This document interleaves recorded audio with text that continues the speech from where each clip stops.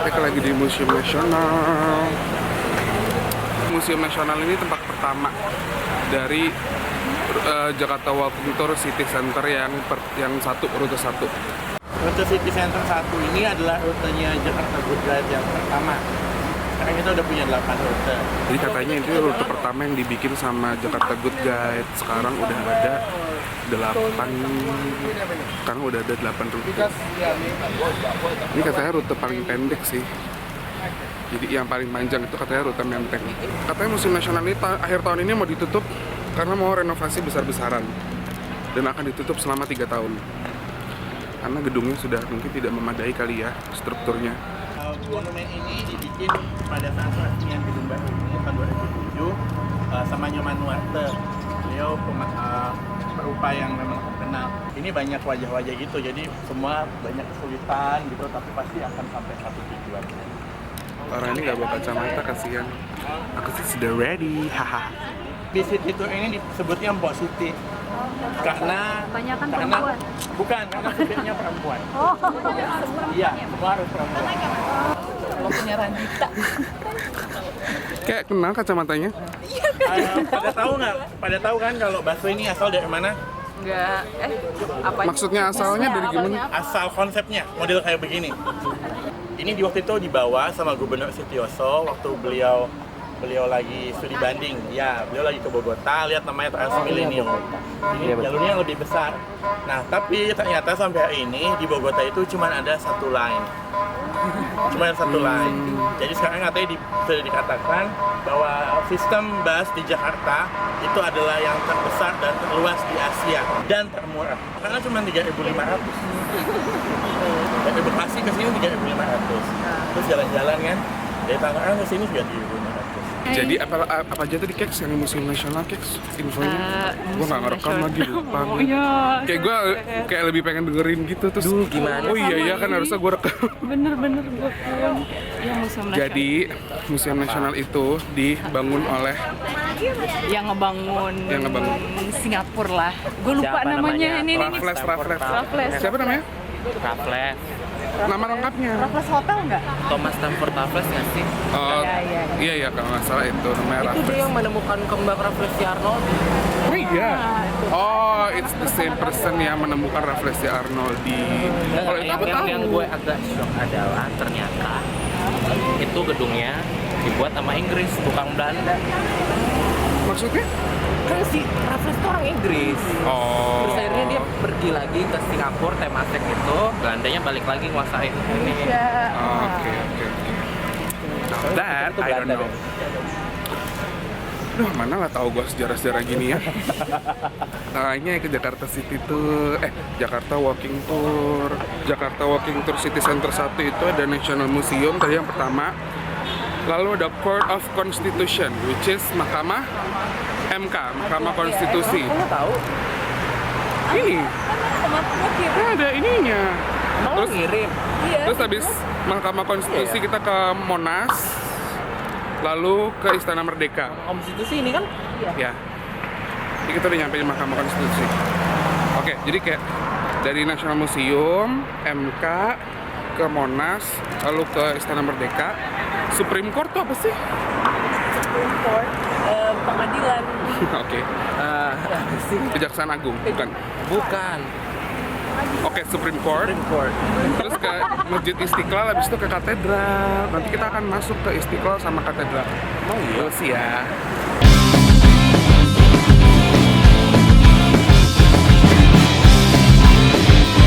Mahkamah Konstitusi ini adalah lembaga negara yang hitungannya masih baru. Jadi pecahannya Mahkamah Agung, karena setelah reformasi dirasa perlu ada satu lembaga yang khusus urusan konstitusi. Nah, Mahkamah Konstitusi ini termasuk yang masih nomor 15 di dunia, jadi termasuk yang jadi acuan Mahkamah Konstitusi di negara di Asia. Di sini pilarnya ada 9, melambangkan hakim Mahkamah Konstitusi ada 9 orang. 3 dipilih presiden, 3 dipilih Mahkamah Agung, 3 dipilih sama DPR. Oke, fun fact. ternyata karyawan-karyawan di Mahkamah Konstitusi kerjaannya mungkin sudah terlalu banyak ya. Jadi mereka libur di hari Jumat. Mereka cuma kerja Every weekend. Mereka long weekend every weekend. Mereka cuma kerja dari hari Senin sampai Kamis. Keke tanyain dong Supreme Court apa? Mas Indra ya namanya. Bukan Mahkamah Agung tuh. Kejaksaan kali. Kejaksaan tuh di Bulungan, gila. Cuma kita jalan-jalan ke Bulungan. Mending gue pulang ke kosan sekalian. Sekarang kita mau ke Monas. Monas yang night tour-nya tuh udah dibuka belum sih? Udah ada.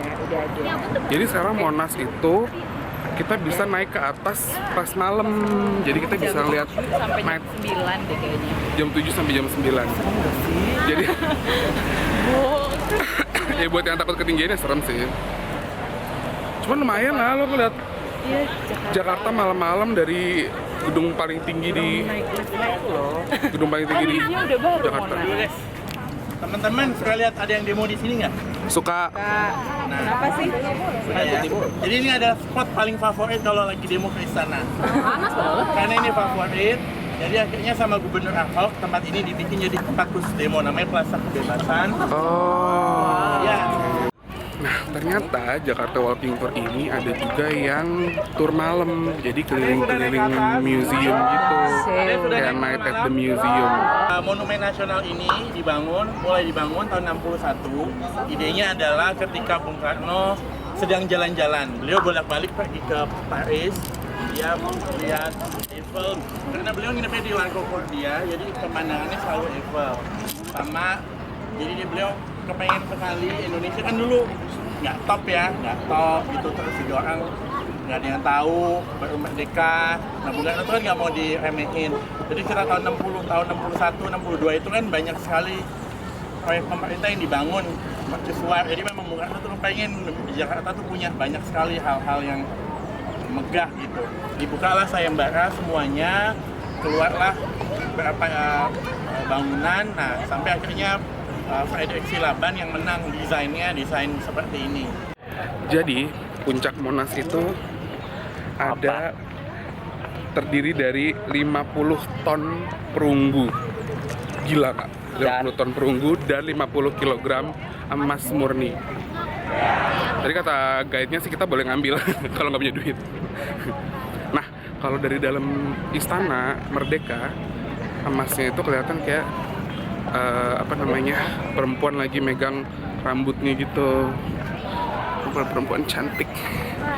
Ini salah satu dari 6 istana kepresidenan. Jadi presiden ada 6 istana di Indonesia. Yang pertama dibangun adalah yang di balik ini, bukan Istana Merdeka, tapi Istana Negara yang madepnya ke Ciliwung. Nah, itu Istana Negara. Oh, itu beda toh. Ini namanya Hotel Gubernur Jenderal. Jadi dulu biasanya kalau menteri mau dilantik, ada pejabat mau dilantik, kalau kita suka lihat di TV, nah ruangannya itu yang Istana belakang. Nah, kalau yang di depan ini baru tempat kerjanya presiden, sama untuk terima tamu, sama terima surat kepercayaan duta besar, biasanya di depan, sama 17-an di depan. Satu di Istana Negara, yang kedua Istana Merdeka. Kenapa namanya Merdeka? Karena katanya orang teriak Merdeka waktu tahun 1949. Waktu Bung Karno pulang dari Jogja, ketika Indonesia diakui kedaulatannya sama Belanda, kemudian kesini kemudian disambut sama pemuda bilang merdeka. Tapi merdeka sendiri sebetulnya berasal dari bahasa Belanda, dari kata merdekas. Merdekas itu artinya kaum yang dimerdekakan. Istana Merdekas. Istana Merdekas. Merdekas. Jadi ternyata beda antara Istana Negara dan Istana Merdeka. Jadi yang ini Istana Merdeka. Yang ini tuh Istana Merdeka. Kalau yang Istana Negara adalah yang di belakangnya, which is itu yang pertama kali dibangun. Kalau di Bogor kan Gue pikir sama, ternyata beda. Enak kali ya di Istana Negara yang di Cipanas, karena ada Cipanas ya, karena ada lumayan kalau lagi stres ngurusin negara, lo tinggal nyebur. yang Cipanas itu Thank istana you. favoritnya Pak Habibie. anak chill ya, Pak Habibie tuh anak chill. Aku tak Sekarang kita mau ke Supreme Court, yang which is adalah Mahkamah Agung. Kenapa dia tadi naik Supreme Court? Iya, karena gue nggak tahu Supreme Court itu apa. Kalau kayak apa Constitution gitu kan udah bisa dibahas Indonesia kan ya, Mahkamah Konstitusi. Gitu.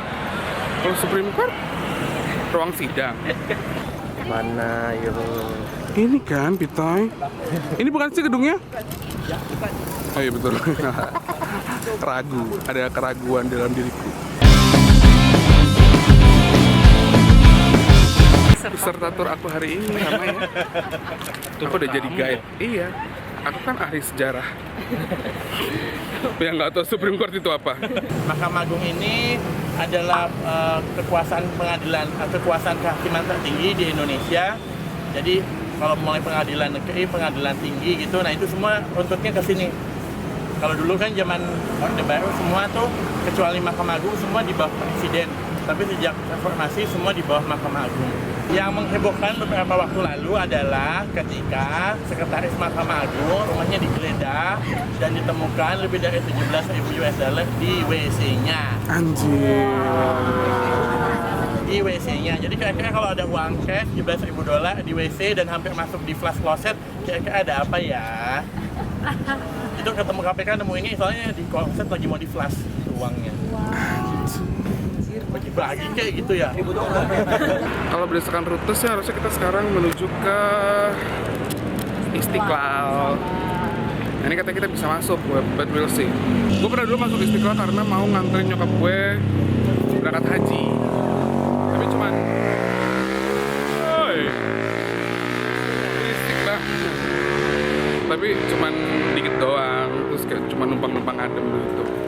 Jadi kita mau lewat Mabesat, tapi kita nggak boleh foto atau video atau something gitu. Kita nggak boleh foto atau video. Nanti di Apa? di apa namanya? Todong. Di door, cuy, di door. Oke, bye bye.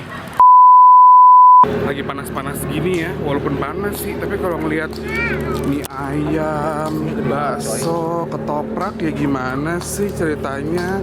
Sekarang kita mau ke Ragusa, the famous classic ice cream.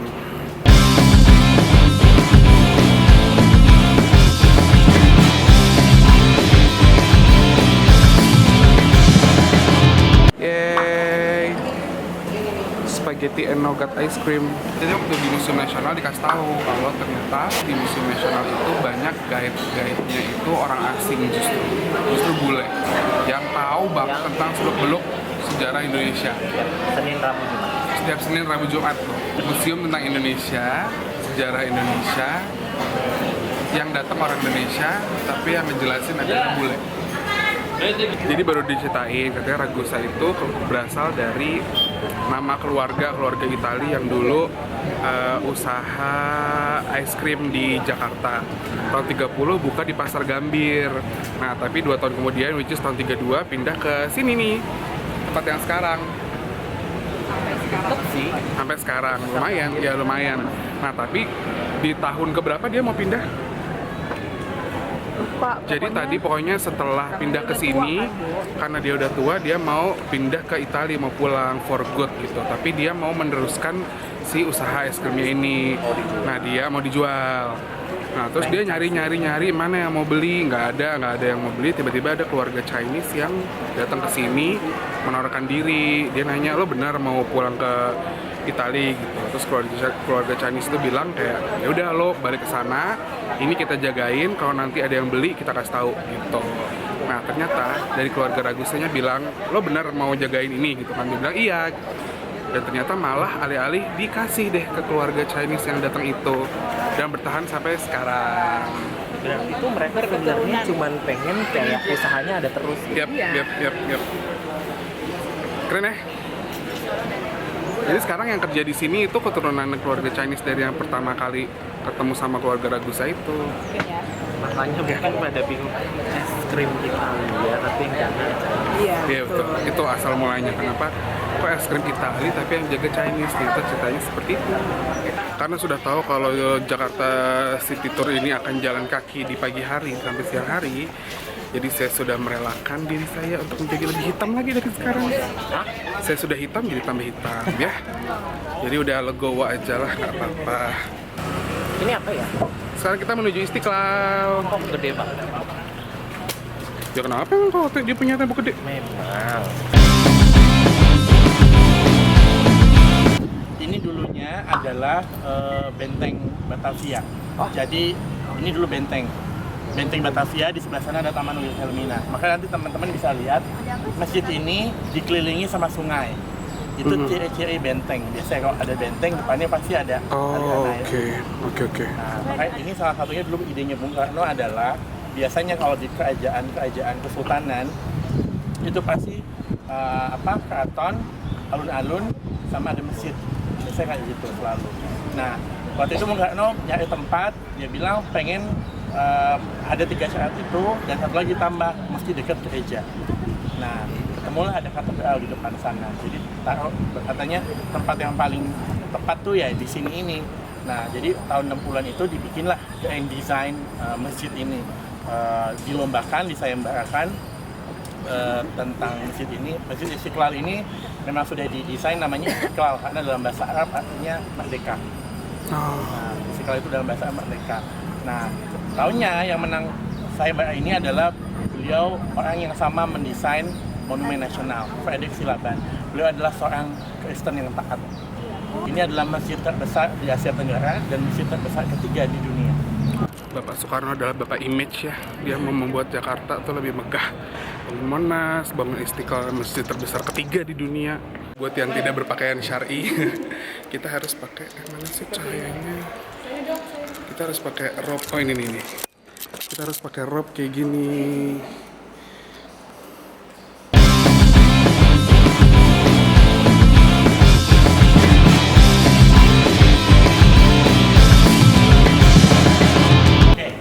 Ini beduk ada di masjid ini sejak masjid ini dibuka tahun 74. Jadi masjid ini berapa ya? Ini udah 40 tahunan ya kira-kira ya. Ini waktu dibikin diambil dari satu batang pohon dari Kalimantan. Jadi ini satu kayu. Satu utuh. Segede ini batang kayunya. Nah, ditutup sama kulit lembu. Jadi budaya beduk itu cuman ada di Indonesia ternyata. Jadi kalau di negara-negara muslim lain, kalau misalkan azan tuh ya azan aja. Kalau pakai beduk itu cuma di Indonesia. Jadi namanya Islam Nusantara. Ini adalah area VIP kalau ada tamu kehormatan yang berkunjung ke Masjid Istiqlal. Kenapa? Karena ini di Istiqlal, tapi view-nya kita bisa ngelihat katedral di sana. Keren banget ya.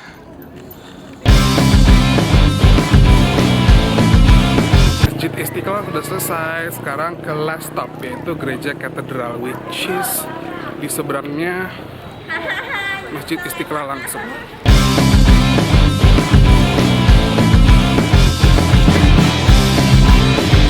Ini gereja dibangun termasuk baru ya untuk perjalanan Kristen di Nusantara. Jadi ini baru dibangun tahun 1899 dan selesai tahun 1901.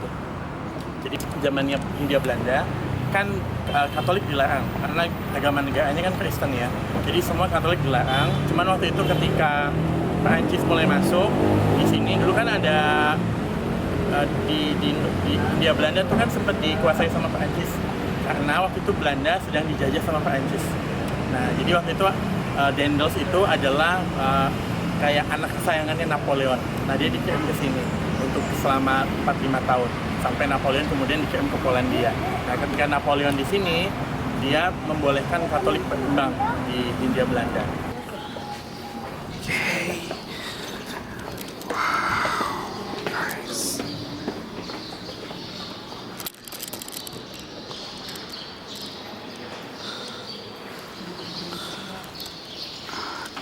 Burung-burung gereja, tuh indah banget.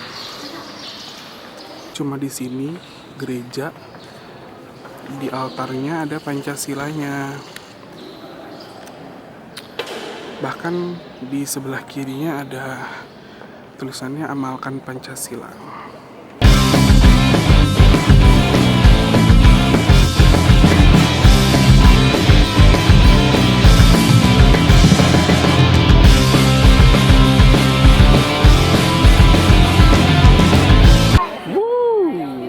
Setelah perjalanan ya lumayan panjang lah dari Museum Nasional ke Katedral, akhirnya Jakarta Walking Tour hari ini selesai.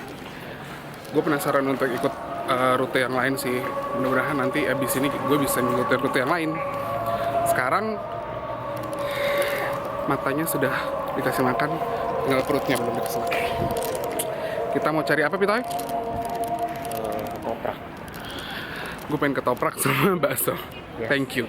Gue lapar banget.